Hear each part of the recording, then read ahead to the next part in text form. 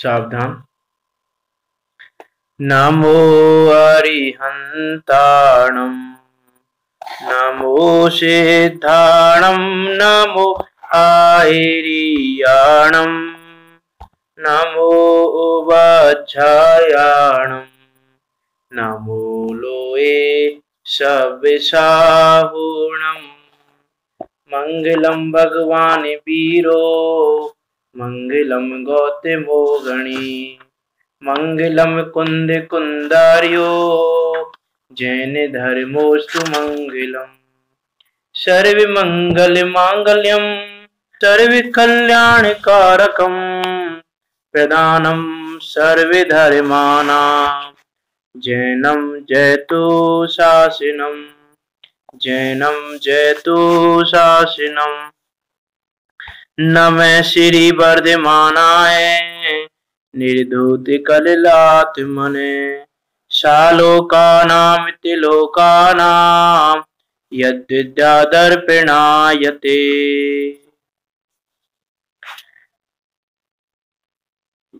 तीर्थंकर महावीर भगवान को नमस्कार कर आचार्य सौंदर्य देव ने ये रत्नकंसाकोचा नामक ग्रंथ रचा। यह रत्नकंसाकोचा नामक ग्रंथ जो कि 8 अधिकारों में निबद्ध है, उसके 8वें अधिकार प्रतिमा अधिकार के माध्यम से हम पंचम गुण स्थानवर्ती श्रावक की जो 11 प्रतिमा होती हैं उन 11 प्रतिमा पर चर्चा कर रहे हैं। उन 11 प्रतिमाओं का क्या स्वरूप है, वो 11 स्टेप्स 11 सीढ़ियां कौन सी हैं कि जिनके बल से वह जीव अपनी निर्गंध की भावना को पुष्ट करता है और निर्गंधपना ग्रहण करता है उन पदों पर चढ़कर। ऐसे वो 11 पद हैं, उनके नाम देखते हैं एक बार। दर्शन प्रतिमा, व्रत प्रतिमा, सामायिक प्रतिमा, प्रोषदोपवास प्रतिमा, सचित्त त्याग प्रतिमा, रात्रि भोजन त्याग प्रतिमा या देवा मैथुन त्याग प्रतिमा, ब्रह्मचार्य प्रतिमा, आरंभ त्याग प्रतिमा, परिग्रह त्याग प्रतिमा, अनुमति त्याग प्रतिमा और उद्दिष्ट त्याग प्रतिमा। ऐसी ये 11 प्रतिमा हैं और इन 11 प्रतिमाओं पे हमारी चर्चा दूसरी प्रतिमा व्रत प्रतिमा पे चल रही है। दर्शन प्रतिमा में हमने दर्शन प्रतिमा का स्वरूप देखा, सम्यक दर्शन के 25 दोष देखे, 8 मूल गुणों को देखा, 7 व्यसनों को देखा और जो भी दर्शन प्रतिमा के योग्य था वो सारे आचरण में देखे कि श्रावक के क्या क्या आचरण होते हैं। व्रत प्रतिमा में सौंदर्य आचार्य कहते हैं कि निरतिक्रमण मनोव्रत पंचकम पिचील सप्तम चापी धारियते निशल्यो योसो व्रतिनो मतो व्रतिकः। कि 3 शल्यों से रहित निशल्य पूर्वक जो 12 व्रतों को धारण करता है उसको व्रति कहा है, वो है व्रत प्रतिमा का धारी। निशल जो 3 शल्य उनकी हमने बात की थी। अब जो 12 जो व्रत हैं, 5 अनुव्रत, 3 गुणव्रत और 4 शिक्षा व्रत, उनमें सबसे पहले हमारी चर्चा 5 अनुव्रतों में चल रही है और उसमें भी सबसे बड़ा पहला अनुव्रत है अहिंसा अनुव्रत।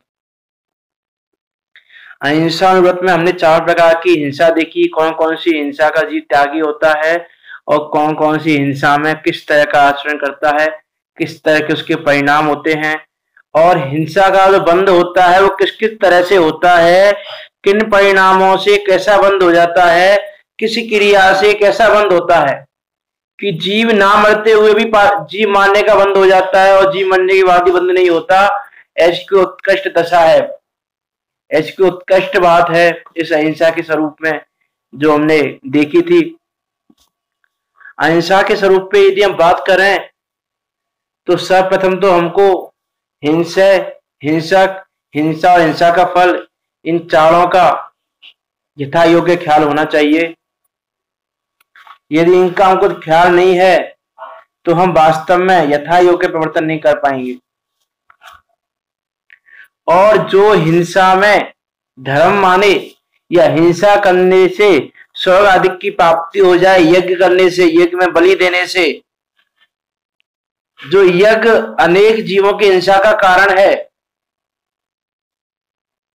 उस यज्ञ को करने से कोई धर्म माने, बलि देने से कोई धर्म माने, इत्यादि अनेक प्रकार की क्रियाओं से यदि कोई धर्म माने, शुभ गतियों माने कि स्वर्ग की प्राप्ति हो जाए, तो यह संभव है।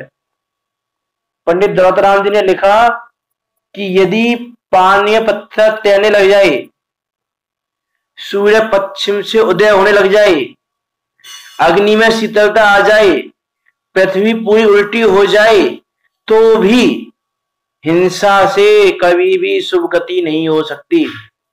मीन्स ये असंभव कार्य संभव हो भी जाए तो भी हिंसा से शुभ गति संभव नहीं है।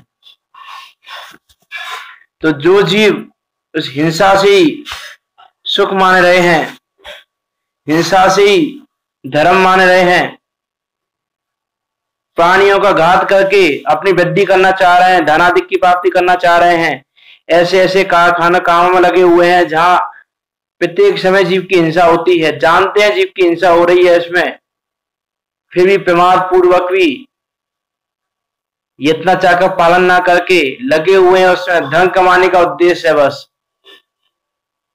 कि यदि जीवों की रक्षा करके थोड़ा धन कमाया जाए उसी उद्योग से, तो वो कार्य ना करके जिसमें धन मिले वो कार्य करने, चाहे हिंसा ज्यादा हो जाए। तो जो ऐसे प्राणियों का घात करके अपनी वृद्धि चाहते हैं, वे वास्तव में सूर्य के अस्त होने के बाद भी दिन चाहते हैं, ऐसा है। पंडित द्रौपदराम जी ने लिखा कि जो जीवों का किसी भी प्रकार से घात करके व्रत और धर्म की इच्छा करते हैं, वे मूर्ख हैं। वो ऐसा मानो जैसे सर्प के मुख में बैठकर अमृत की आशा कर रहे हैं कि अमृत निकले, अमृत निकले। सर्प के मुख से अमृत निकलने की आशा करते हैं वो मूर्ख जीव।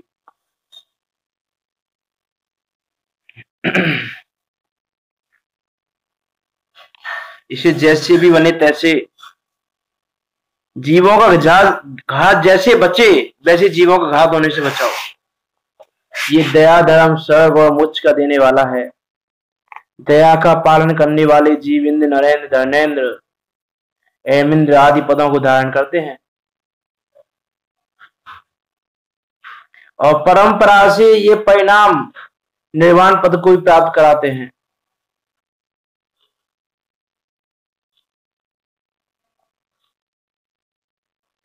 अहिंसानुव्रत के 5 अतिचार हैं कि जिनका भी जो व्यक्ति व्रत प्रतिमा का धारी है उसको उनका भी त्याग होता है, क्योंकि उसके जो अनुव्रत हैं वो भी अतिचार रहित पालन करता है। ये 5 अतिचार कौन से हैं? छेदन, बंधन, पीड़न, मतिभारारोपण, व्यतिचारा, आहार बार नापी च स्तूर बदाद विप्रते पंच। कि छेदन, बंधन, बध, अतिभारारोपण और अन्नपान निरोध।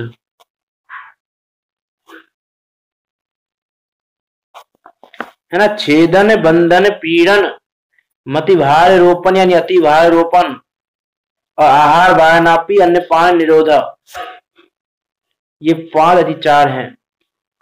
ये 5 अतिचार स्तुर हिंसा का जो त्यागी है उसको त्यागने योग्य हैं। 5 अतिचार का क्या मतलब है? कि जैसे छेदन है कि मनुष्य या तिर्यंचों के कान, नाक, होठ आदि अंगों को छेदना, वह छेदन नाम का अतिचार है। कि जो मनुष्य तिर्यंचों के नाक कान छेदता है उसको भी हिंसा का दोष लगता है। इसलिए ये अतिचार भी करने योग्य नहीं है, ये भी अतिचार छोड़ने योग्य है। मीन्स ऐसे व्यापार भी नहीं करो जिसमें ऐसा छेदने आदि का काम पड़ता हो।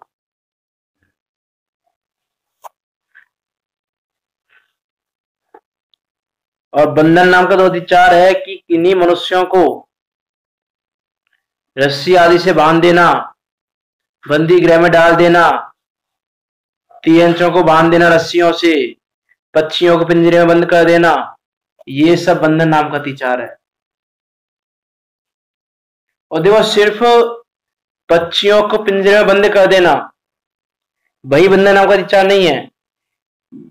कि पक्षियों को पिंजरे में बंद कर देना ये तो एक कृत हुआ, अभी कारित अनुमोदना भी है कि कारित अनुमोदना भी करोगे तो भी अच्छा लगेगा।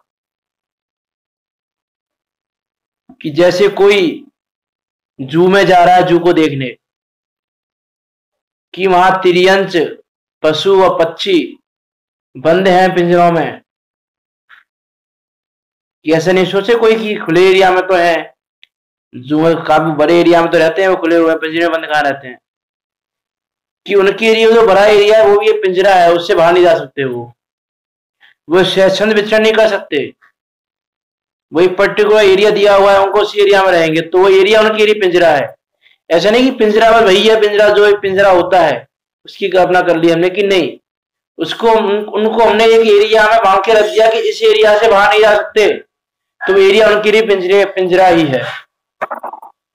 और हम उसमें देखने जा रहे हैं तो हम अनुमोदना कर रहे हैं उसकी, तो भी हमको बंधन नाम का अतिचार लगेगा।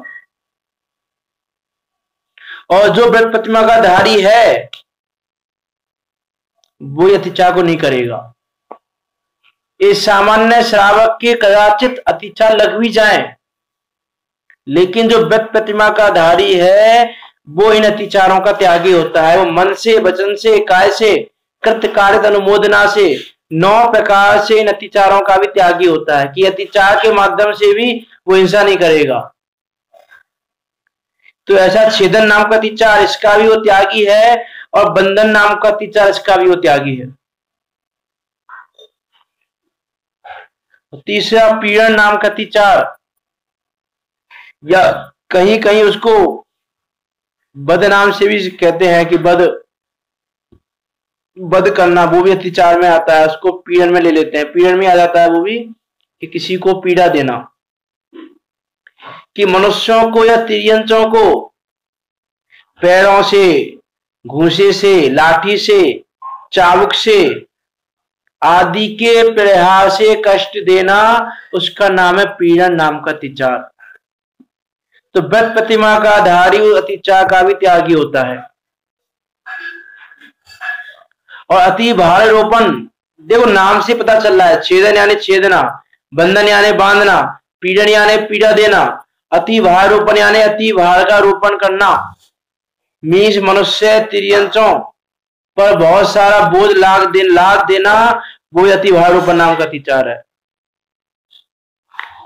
अब कोई कहे कि घोड़ा गाड़ी है, तो हमने तो घोड़े में वजन नहीं डाला, हमने तो गाड़ी में वजन डाला है, तो गाड़ी को भी खींच तो घोड़ा ही रहा है, तो वो वजन तो ओवर और घोड़े पे डाला गया है, तो वो भी अतिभारोपण में आता है। और उसका भी वो मन वचन काया कृत कार्य अनुमोदना से त्यागी होता है। और फिर है अन्नपान निरोध।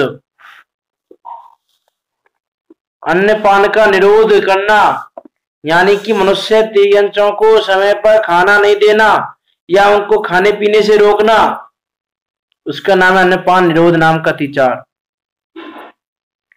ये जो 5 अतिचार है, छेदन, बंधन, पीड़न, अतिभारोपण और अन्नपान निरोध, इन 5 अतिचारों का भी यह जीव जो व्रत प्रतिमा का धारी जीव है त्यागी होता है। और हमको भी यथासंभव प्रयास करना चाहिए कि ये अतिचार भी हमारे ना लगे।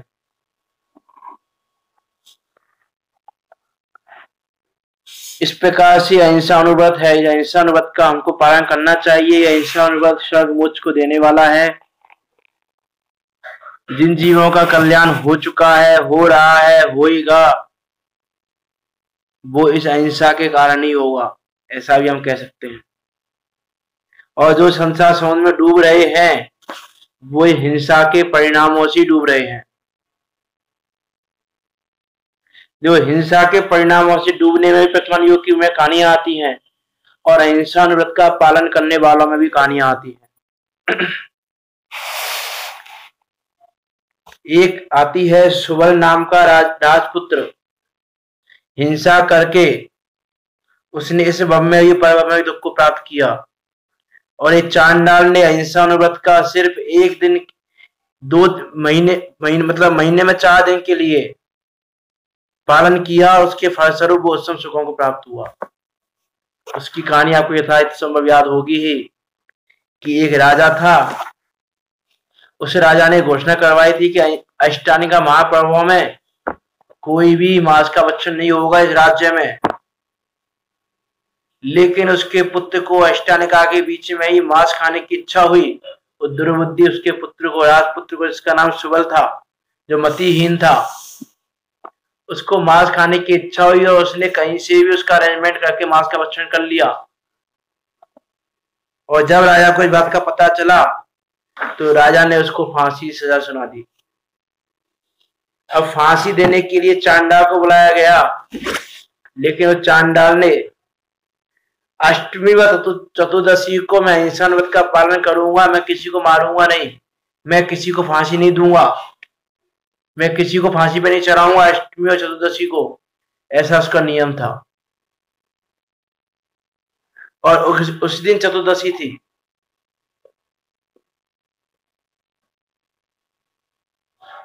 अब राजा ने फांसी की सजा दे दी कि आज ही इसको फांसी होगी। चांडा को बुलाया, लेकिन चांडा ने मना कर दिया कि मैं फांसी नहीं दूंगा। तो राजा ने सोचा कि ये भी मेरे पुत्र का साथ देता है, तो उससे राजा ने आज्ञा दे दी कि चांडा को और पुत्र को दोनों को समुद्र में फेंक दिया जाए। वहां पर जीव जंतु खा जाएंगे इन दोनों को ये सजा दी जाए कि दोनों को समुद्र में फेंक दिया जाए। लेकिन हिंसा के कारण से उस पुत्र को जब फेंका गया समुद्र में, तो पुत्र को मगरमच्छों ने निगल लिया और खा लिया और दुर्गतियों में चला गया। और वही चांडाल उस अहिंसा व्रत के प्रभाव से वहां पर देवों ने उसकी सहायता की और समुद्र में वो सिंहासन बन के ऊपर उठ आया। डूबा नहीं समुद्र में, सिंहासन के माध्यम से ऊपर आ गया। फिर जब राजा ने ये देखा, राजा ने जब पता किया, फिर राजा ने उसका सम्मान किया, तो उसने ऐसे उत्तम सुखों को प्राप्त किया। इस वन में भी सम्मान को प्राप्त हुआ राजा के द्वारा, और आगे के वन में भी स्वर्ग के उत्तम सुखों को प्राप्त किया उसने, सिर्फ अष्टमी चतुर्दशी को अहिंसा व्रत का पालन करने पर। और वो भी कितना पालन किया उसने कि फांसी नहीं दूंगा बस अष्टमी चतुर्दशी को। तो विचार करो कि अहिंसा व्रत का फल कैसा होता है। ना हमको हिंसा के फल का पता, ना हमको हिंसा के फल का पता, इसलिए हम भयभीत नहीं हो रहे हिंसा करने से। इसलिए हम विचार करें और किसी भी प्रकार से अत्याचारों का भी सेवन नहीं करें, अत्याचारों को भी दूर से त्याग दें, करुणा भाव धारण करें। अंश मात्र इसके दया नहीं हो, वो हिंसा करता है। कि जो हिंसा कर रहा है, जो प्रमाद पूर्वक हिंसा कर रहा है, से संधि होकर हिंसा कर रहा है, वो दया से रहित है। हिंसा के समान कोई पाप नहीं और अहिंसा व्रत के समान कोई धर्म नहीं।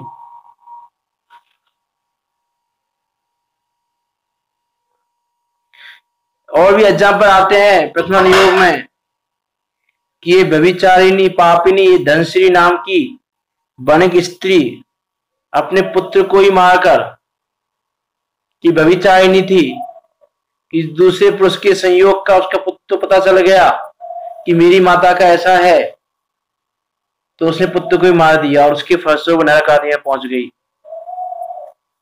ऐसे अनेकों उदाहरण प्रथम योग में मिलते हैं। इसीलिए जैसे ही बने तैसे ही प्रमाद को छोड़े हम। ये प्रमाद ही हिंसा में मूल है। बताया था ना कि पंडित टोडरमल जी ने लिखा मोक्षण प्रदर्शक में कि हिंसा में प्रमाद परिणति मूल है।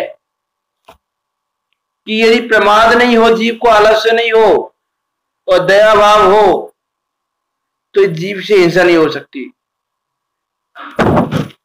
और इस जीव ने प्रमाद किया, आलस्य किया, तो फिर हिंसा हो जाएगी वहां पर। इसी प्रमाद को छोड़ो, आलस छोड़ो, बनो उद्यमी। समझे पढ़ा था हमने कि आलस छोड़कर पुरुषार्थी हो जाओ, प्रमाद छोड़कर पुरुषार्थी हो जाओ, निज हित का पुरुषार्थ करो। कि जिससे अपना हित हो वो पुरुषार्थ करो, वो कार्य करो जिससे अपना हित हो। इस प्रकार हम विचार करें अहिंसा अनुव्रत पे कि अहिंसा अनुव्रत क्या है। और हम भी यथाशक्ति यथासंभव अहिंसा अनुव्रत का पालन करें। अब दूसरे अनुव्रत पर चलते हैं, सत्यानुव्रत। जो असत्य नाम का पाप है, असत्य नाम के पाप का स्थूल त्याग करने से ये अनुव्रत आता है, सत्यानुव्रत। जो स्थूल असत्य ना तो स्वयं बोलता है, ना दूसरे से बुलवाता है, ना मन में विचार करता है सत्य बोलने का, और समझ देने को कहा, जिस वचन से अपने पर या दूसरे पर आपत्ति आ जावे ऐसा सत्य भी नहीं बोलता है कि यो दूसरे की मृत्यु का कारण बन जाए। जो दूसरे के लिए जिससे आपत्ति आ जाए ऐसा सत्य भी नहीं बोलता है, उसको स्थूल असत्य का या स्थूल झूठ का त्याग कहा जाता है कि इसको स्थूल झूठ का त्याग है, इसको सत्यानुव्रत का धारी है। ये पंडित द्रौपदराम जी ने चौथी डाय में लिखा, पर बदकार कठोर निंद नहीं बहन उचारे, कि जो पर का वध करने वाले हैं, निंदनीय वचन है, उनको उच्चारण भी नहीं करे, ना किसी से उच्चारण करवाए।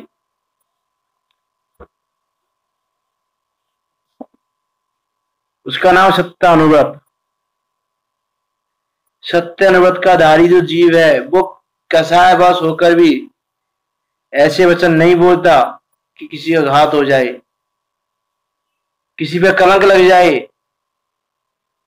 किसी का अपवाद हो जाए, किसी की बेइज्जती हो जाए, किसी की मृत्यु हो जाए, इस प्रकार के वचन नहीं बोलता वह जीव, कसाय के बस होगा। और जब ये और बात करें कि जिससे वचन से जीव में मिथ्या श्रद्धान हो जाए, ऐसी मिथ्या संबंधी वचन नहीं बोले। कोई जीव धर्म से छूट जाए ऐसे वचन नहीं बोले कि वो धर्म से छूट जाए। कोई जीव व्रत संयम तप त्याग आदि से शिथिल हो जाए ऐसे ही वचन नहीं बोले। जिससे श्रद्धा ना बिगड़े ऐसे वचन बोले, जिससे जीव धर्म में लगे ऐसे वचन बोले, जिससे जीव व्रत संयम तप त्याग में लगे ऐसे वचन बोले, उसको सत्यानुव्रत होता है। वह जीव सत्यानुव्रत का धारी होता है। जिस वचन से लड़ाई झगड़े हो जाते हो ऐसे वचन भी व्रत प्रतिमाधारी जीव नहीं बोलता। कि जिसने सत्यानुव्रत को धारण किया वैसे वचन भी नहीं बोलता कि वो दूसरों की लड़ाई झगड़े के कारण बन जाए। किसी को आत्म ध्यान हो जाए, किसी को कसाय भाव आ जाए, ऐसे वचन भी नहीं बोलता। किसी के हिंसा आदि प्रवृत्ति हो जाए ऐसे वचन भी नहीं बोलता।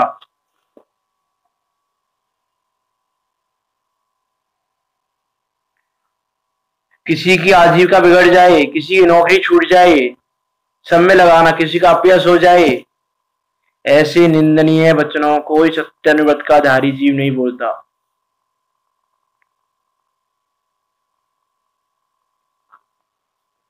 जो आगम में सत्य के 4 प्रकार मिलते हैं, सत्य 4 प्रकार का है और ये सत्यानुव्रत संसार का छेदन करने में समर्थ है। 4 प्रकार का झूठ है, 4 प्रकार के झूठ से विपरीत 4 प्रकार का सत्य है। कि एक होता है विद्यमान वस्तु है, उसको हम कहें कि है ही नहीं। विद्यमान वस्तु को अविद्यमान कहना वो भी एक प्रकार का झूठ है, और अविद्यमान वस्तु को विद्यमान कहना वो भी एक प्रकार का झूठ है।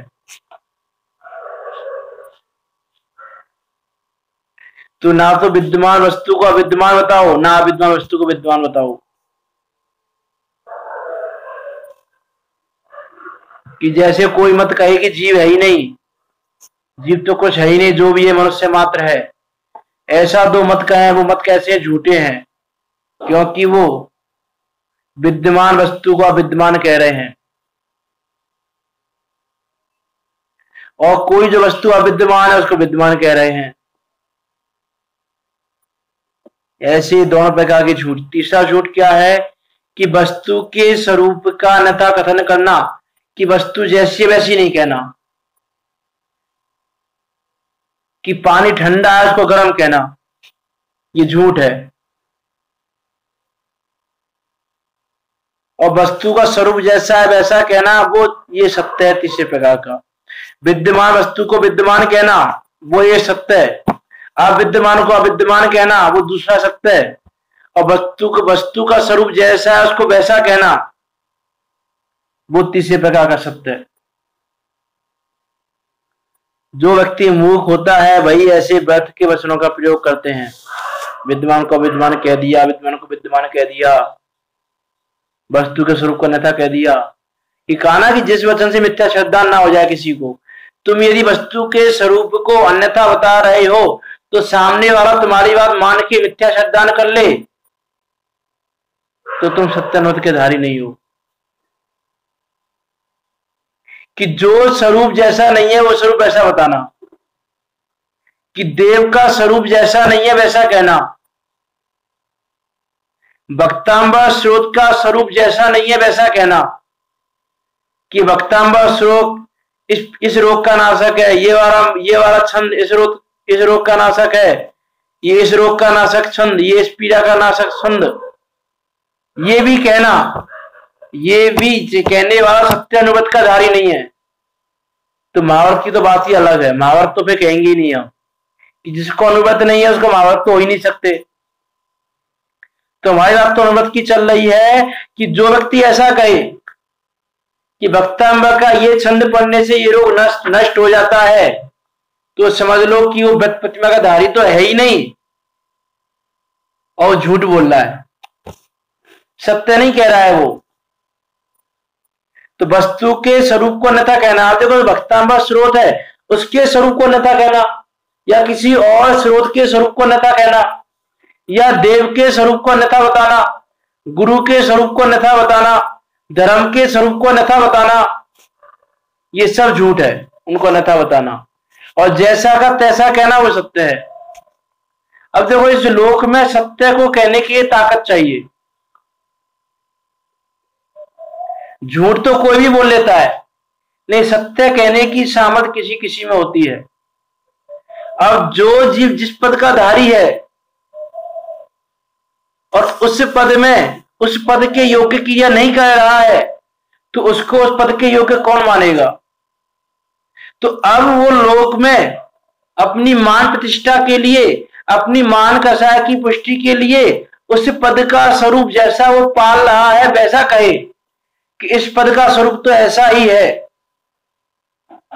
तो वो भी सत्यानुव्रत का धारी नहीं है। सत्यानुव्रत से तो बहुत दूर है वो अभी।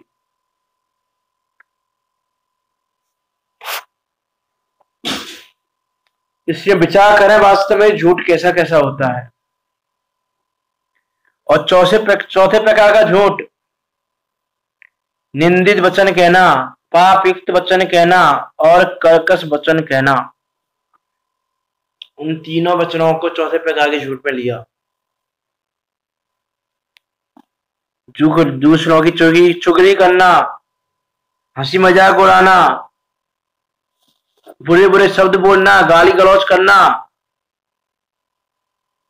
ये सब भी क्या एक प्रकार का झूठ है। चौथे प्रकार के झूठ के 3 भेद किए, गर्हित, सावध और कर्कश। कि जो निंदित वचन है उनको भी नहीं बोलता वो जीव जो सत्यानुव्रत का धारी है, पाप युक्त वचनों को भी नहीं बोलता और कर्कश वचनों को भी नहीं बोलता। इसे मिथ्या वचनों को दूर करो।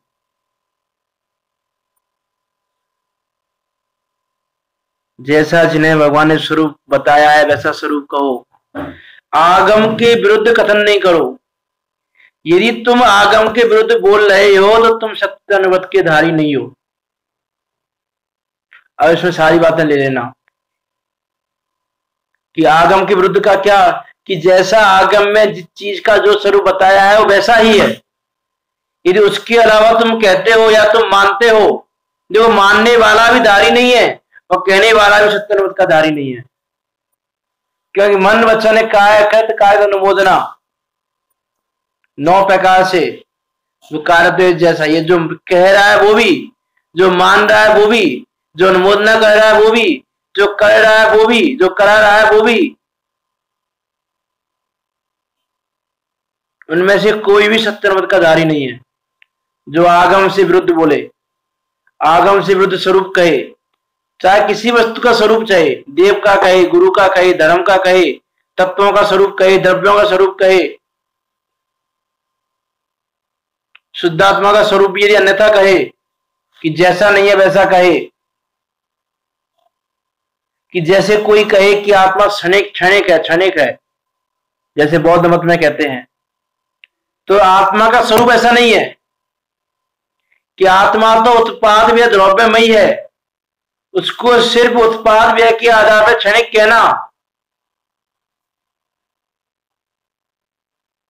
वो भी कैसा है, मिथ्या मत है, वो भी मिथ्या है। और उत्पाद व्यय को छोड़कर सिर्फ नित्य ही नित्य कहना कि नित्य ही है जीव, तो वो भी मिथ्या है। व्यासरमा स्वामी ने कहा कि उत्पाद व्यय द्रव्य युक्त सतह और सत द्रव्य लक्षणम, कि द्रव्य का लक्षण उत्पाद व्यय द्रव्य से युक्त है। अब वो क्षणिक का ही वो भी मिथ्या है, जो नित्य का ही वो भी मिथ्या है, जबकि द्रव्य का स्वरूप तो कैसा नित्य नित्य रूप है, नित्य भी है, नित्य भी है, एक अपेक्षा से नित्य है, एक अपेक्षा से नित्य है, सिर्फ अनित्य भी नहीं है और सिर्फ नित्य भी नहीं है।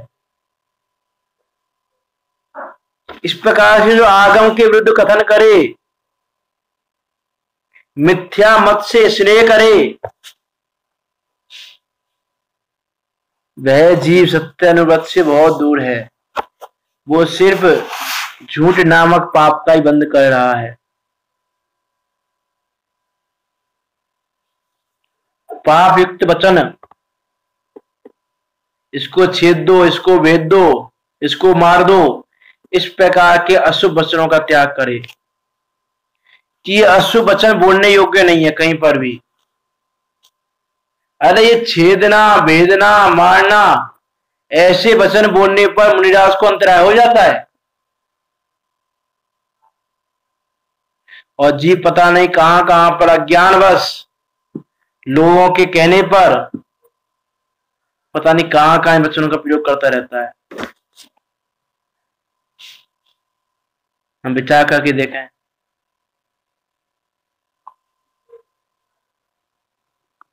आजकल मंदिरों में बहुत सारी क्रियाएं ऐसी हैं जहां जीव छेदो, वेदो, मारो, इन वचनों का प्रयोग करता रहता है, और लोगों के कहने पर उन बातों को सही ठहराता है कि वह सही है। यह शांति धारा आदि,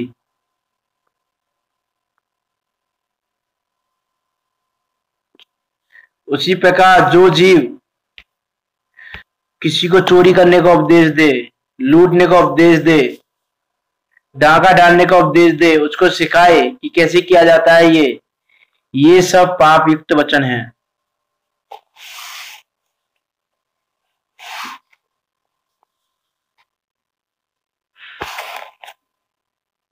इसीलिए दया से सहित होकर ऐसे निंदे वचनों को नहीं बोलना चाहिए।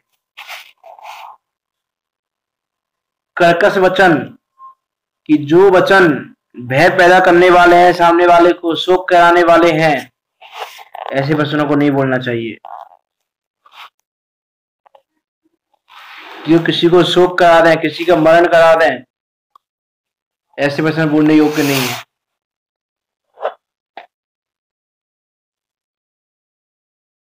तो सब प्रकार के पाप वचनों का, कर्कश वचनों का, निंदनीय वचनों का भी त्याग करना चाहिए जीव को। ये तो असत्य वचन की बात, जो ये तो पापयुक्त वचन है। कोई कहे झूठ का बोल रहे हैं हम, तो ना ऐसे जो सत्य वचन है, जो किसी की निंदा करने वाले हैं, पाप युक्त हैं, किसी को बुरे लगने वाले हैं, किसी का मरण कराने वाले हैं, किसी का कुछ बिगाड़ कराने वाले हैं, कि तुमने कोई सत्य वचन ऐसा बोल दिया कि किसी पर आपत्ति आ जाए, किसी का बिगाड़ हो जाए, किसी के दुख पैदा हो जाए, किसी को डंडा आदि मिल जाए तुम्हारे बोलने से, किसी के धन की हानि हो जाए, ऐसा सत्य वचन भी झूठ ही है।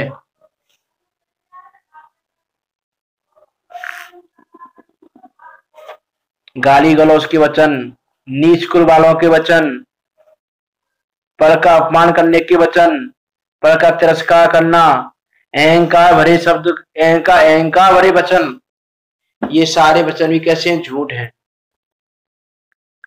तो जो सत्यानुत का धारी जीव है वो इन सब का त्यागी होता है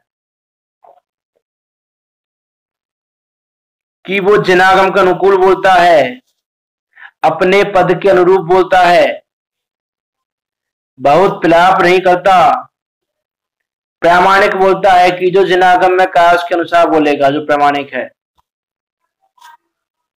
कि जो स्वयं में और पर में संतोष उत्पन्न करें, किसी प्रकार का लोभ आदि उत्पन्न नहीं करें, कषाय आदि भाव उत्पन्न नहीं करें, ऐसे वचन बोलेगा। जिन वचनों की धर्म की प्रभावना होती है ऐसे वचनों को बोलेगा। न्याय और नीति का मार्ग ही बताएगा, न्याय पूर्वक कमाना बताएगा, उपदेश भी देगा तो न्याय पूर्वक कमाने का उपदेश देगा, बाकी कोई उपदेश नहीं देगा कि जैसे न्याय नीति से कमाया जाए। ऐसे वचनों को कहने वाला जो ग्रस्त श्रावक है उसको सत्यानुव्रत होता है, वो सत्यानुव्रत का धारी है।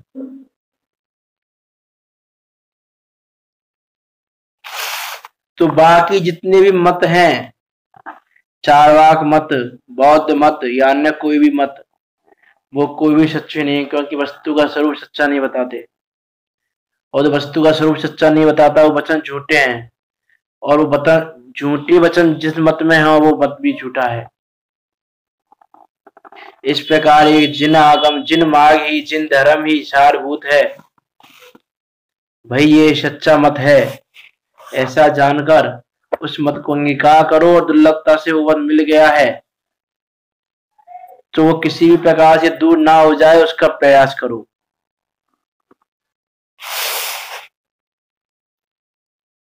और इस सत्य का प्रभाव ऐसा होता है शत्रु मित्र बन जाते हैं।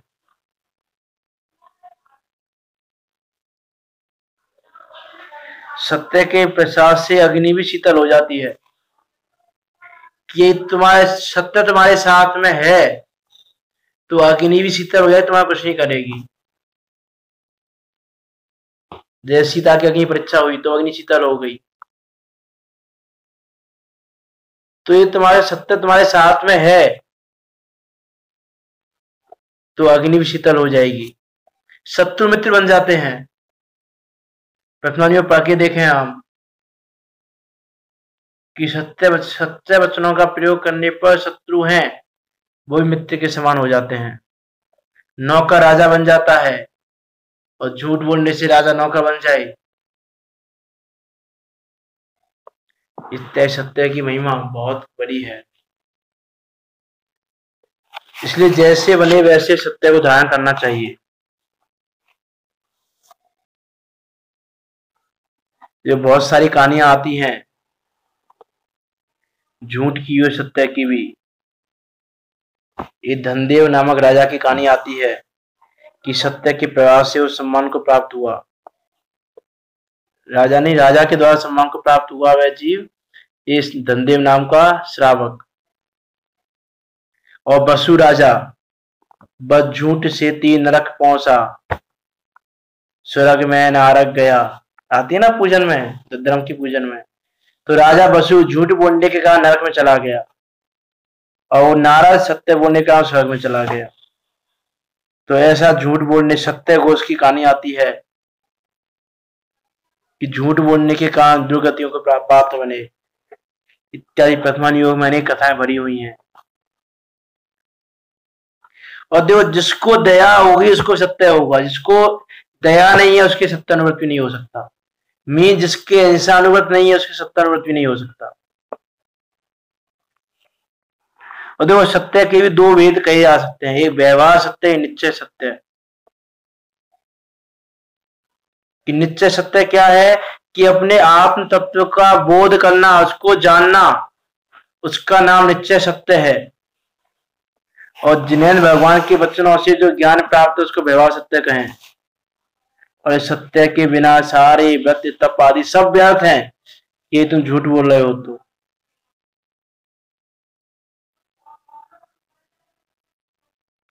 ऐसा आगम में आता है कि झूठ बोलने वाला जो निर्दयी जीव है वो पशुओं से भी गया बीता है, कि जो मांसाहारी निर्दयी पशु हैं वो उनसे भी ज्यादा निर्दयी है तो झूठ बोलता है।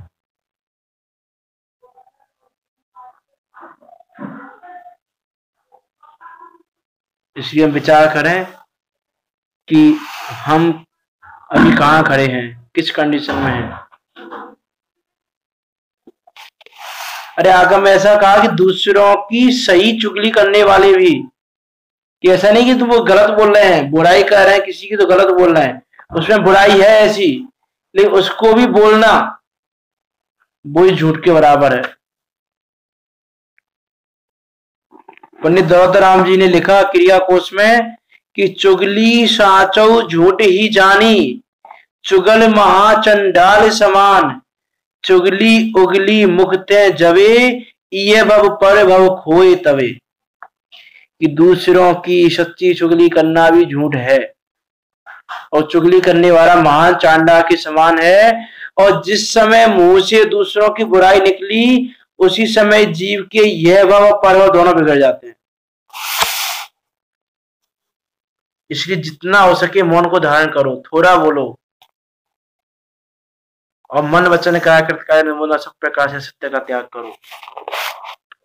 यदि बोलने का अवसर आए तो अमृतमय वचन बोलो, दूसरों को मिष्ट वचन बोलो बोलने का अवसर आए तो, और नहीं तो मौन रहो।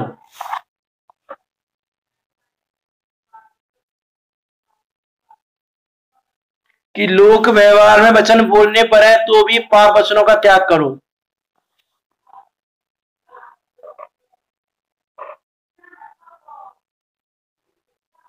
यदि झूठ बोलने से किसी के जीवों के पापों की रक्षा होती हो तो वहां वह झूठ भी सत्य के समान है। जैसे एक कहानी आती है कि कोई शिकारी एक पशु का शिकार करना चाह रहा है, वो पशु भाग रहा है, शिकारी उसके पीछे पीछे भाग रहा है, और रास्ते में उसको व्यक्ति खड़ा हुआ मिला। व्यक्ति जो उसने पूछा कि भाई यहाँ से कोई पशु गया क्या, जबकि पशु वहां से गया था अभी। लेकिन यदि वो ऐसा बोले कि हाँ गया था तो वो झूठ हो जाए, क्योंकि उसके उस पशु के प्राणों का क्या कहें कि उसके प्राण जाने वाले हैं, कि तुमने ये ऐसा बोल दिया यहाँ से गया था, तो शिकारी वहां जाएगा उसका मरण कर देगा।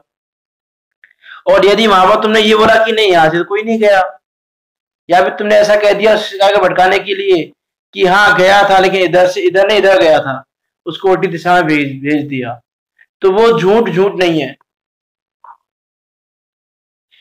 लेकिन स्वार्थ के कारण, अपने प्रयोजन को सिद्ध करने के कारण, अपने कसाय के अनुसार वचन बोलना वो सब झूठ है।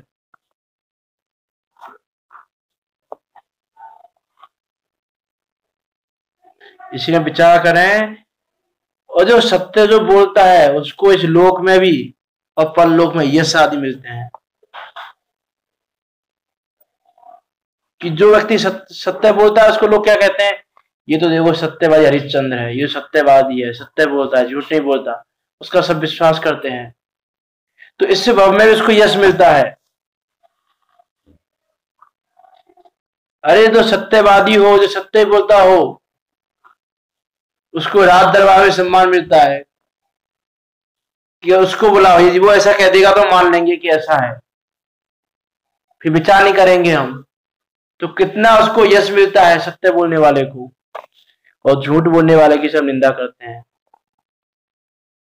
जैसे सत्य घोष की जो कहानी आती है कि वो इसके लिए फेमस था कि सत्य बोलता है, झूठ नहीं बोलता, तो राजा भी उसका सम्मान करता था कि सत्य बोलता है, सत्य बोलता है। लेकिन जब एक बार उसका मित्र उसको कुछ दिनारे दे गया, कुछ मोहरें दे गया रत्नों की, सोने की, और उसके लोभ में आकर उसने उसको झूठ बोल दिया, फिर रानी ने छल से पता लगाया, उसको चौपा खेलने के लिए बुलाया, और फिर उसके घर पे उसकी अंगूठी भेज के बोला कि भाई वो दिनारे मंगाई है उन्होंने, सत्य घोष ने। तो उसकी पत्नी ने दिनारे दे दी, तो दिनारे मिल गए उसके पास, और फिर राजा ने उसको दंड आदि दिया, वो दो गति में गया। इस प्रकार सत्य बोलने से यश मिलता है, झूठ बोलने से दंड मिलता है। इंद्र एवं इंद्र भी सत्य बोलने वाले की प्रशंसा करते हैं। इसलिए दया पूर्वक सत्य को भी धारण करो। सत्य के समान कोई महान धर्म नहीं है, ये सत्य मुक्ति देने वाला है।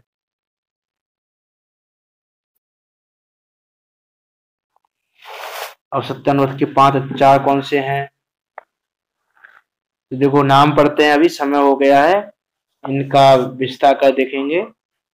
परिवाद रहो व्याख्या पै शून्यम कूटिलेख करे नम चय न्यासापहरिता पीछे व्यकित्रमा पंच सत्यस्य।